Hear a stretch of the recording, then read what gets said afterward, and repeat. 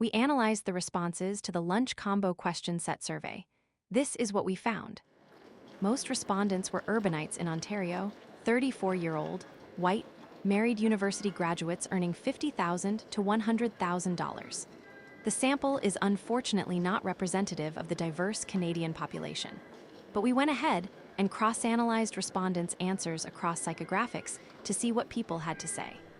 We looked at their attitudes to food definitions, emotion, and consistency to derive HEXACO and Big Five personality traits, such as openness, conscientiousness, and agreeableness. The analysis resulted in 4 distinct personas. The most common archetype was the structural absolutist.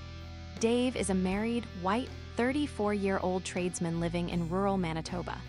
His core traits are low openness, extroversion, agreeableness, and medium neuroticism. He prefers familiar settings and has traditional food preferences. Soup is soup. A sandwich needs 2-3 solid fillings and structure. Don't blur the lines. The second most prevalent persona is the broad inclusionist, an abstract and playful thinker. Zoe is a single, white, 25-year-old HR specialist living in Vancouver.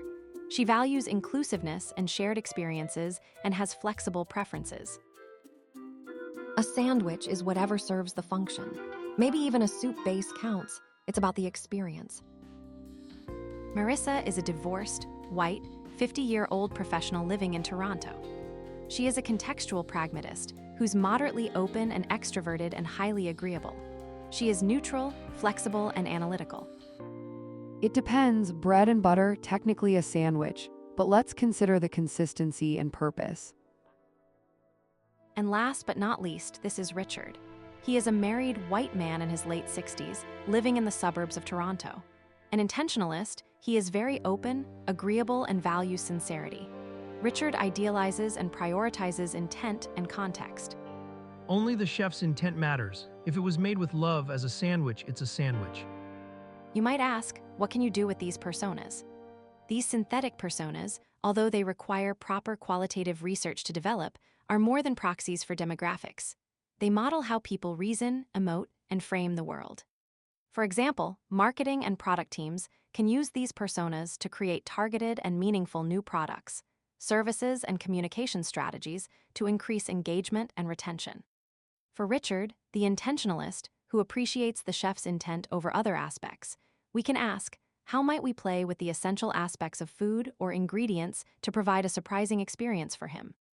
We know that Richard's decision style responds to emotionally resonant narratives, brand purpose, and ethical storytelling, which could springboard into the development of an adapted marketing strategy. In this way, restaurants can develop holistic user experiences by designing coherent settings, menus, presentation, and communication styles destined for specified or diverse audiences.